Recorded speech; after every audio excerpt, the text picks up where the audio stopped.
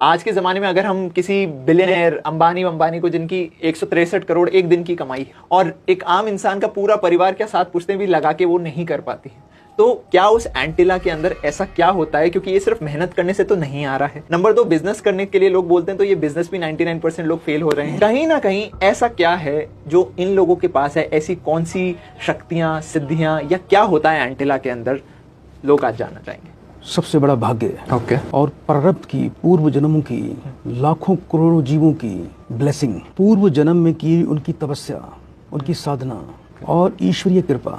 जैसे आपने अंबानी के बारे में बात की है, ये एक बहुत ही धार्मिक परिवार है। हमारे जितने भी इस देश के अंदर बड़े बड़े मंदिर हैं, जहाँ भी मंगला आरती होती है, वो सब अंबानी परिवार की तरफ से ही पहली आरती उन्हीं के नाम से होती है जी। तो इतनी जो ब्लेसिंग आती है देवी देवताओं की, मंगला का मतलब जीवन में सब कुछ मंगला, जिस पर माँ मंगला वो कभी ना हो कंगला। मंगला भी एक देवी और मंगला आरती का इतना प्रभाव है, ये सत्य है। तो मंगल ही मंगल होगा, चारों तरफ से धन बरसेगा। अंबानी जी और इनके पिताजी, इन्होंने प्रारब्ध में पूर्व जन्मों में बड़ी तपस्याएं कर रखी हैं। आज इनके लाखों वर्कर हैं। तो ये लाखों वर्कर भी ऐसे नहीं जुड़ जाते हैं। इन्होंने उन लोगों की पूर्व जन्मों में बहुत सेवा कर रखी है, उन्होंने अन्न का दान कर रखा है, उन्होंने उनके लिए बहुत कुछ कर रखा है। वो आज अपना कर्ज उतार रहे हैं इनके यहाँ पर नौकर बनकर, उनके एम्प्लॉय बनकर। और ये पूर्व जन्म की ब्लेसिंग ही है। ऐसे ही अंबानी परिवार जो धनवान है और आज इतना धार्मिक है, उनके घर में भी आपको पता नहीं है कि वो ब्राह्मणों को चांदी के बर्तनों में भोजन खिलाते हैं और वो बर्तन भी उन्हीं को दे दिए जाते हैं जी। और ये हर समय,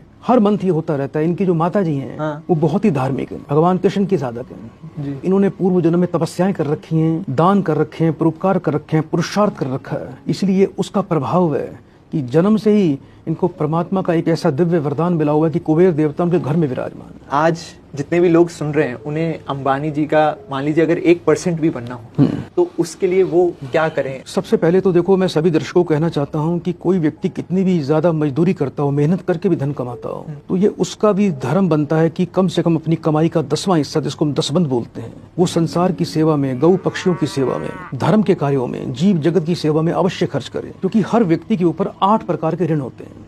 जन्म से ही आप श्वास ले रहे हैं, आपने कभी पवन देव का कभी धन्यवाद किया? पृथ्वी सूख रही है, एक एक बूंद को लोग तरस रहे हैं, लेकिन हर वर्ष इंद्रदेव वर्षा करते हैं। हमने कभी इंद्रदेव को नमस्कार नहीं किया। सूर्य के प्रकाश के बिना इस संसार में जीवन की उत्पत्ति ही नहीं हो सकती, लेकिन हमने कभी सूर्य देवता को प्रणाम नहीं किया। आज आप पढ़े लिखे हैं, आज आप यूट्यूबर हैं, आज बड़े बड़े कार्यक्रम कर रहे हैं, आप इंटेलिजेंट हैं, आपने पढ़ाई की है, ये ऋषियों की देन है। ऋषियों ने भाषा का निर्माण किया। आज लोग अपने पितरों से भी विमुख हो गए। पहले आपने देखा होगा अपने पिता दादा को कि घर में कोई शुभ काम होता था, शादी होती थी, कोई अच्छी घड़ी आती थी, हम कोई खुशी मनाते थे, हम पहले पितरों को प्रसन्न करते थे और सत्कर्म करते थे, गौ सेवा करते थे, पक्षियों की सेवा करते थे, जरूरतमंदों की सेवा करते थे।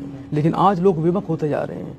इसलिए आज के युग में पितृदोष से प्रभावित 99% लोग हैं जो अपने कर्म, अपनी मुख्य धारा से हटते जा रहे हैं। हमें कोई फर्क नहीं पड़ता आज अमावस्या है या आज पूर्णमासी, आज हमको क्या करना चाहिए। हम उन सभी कर्मों से विमुख होते चले जा रहे हैं। इसलिए आज हर व्यक्ति ज्यादातर परेशान है, हर घर में क्लेश रहता है, हर व्यक्ति के शत्रु उत्पन्न हो गए। आज मैक्सिमम घरों में ब्लैक मैजिक हो रहा है, तंत्र बाधा हो रही है, घर के पितृ देवता प्रेत बन के उनको पीड़ित कर रहे हैं। इसी प्रकार से 8 प्रकार के ऋण होते हैं। तो जो हम अपनी कमाई का 10वां हिस्सा संसार के कल्याण पर, धर्म के कार्यों पर लगाते हैं, तो हम उन 8 प्रकार के ऋणों से मुक्त हो जाते हैं। सिर्फ 10वां हिस्सा लगाने से? सिर्फ 10वां हिस्सा लगाने से।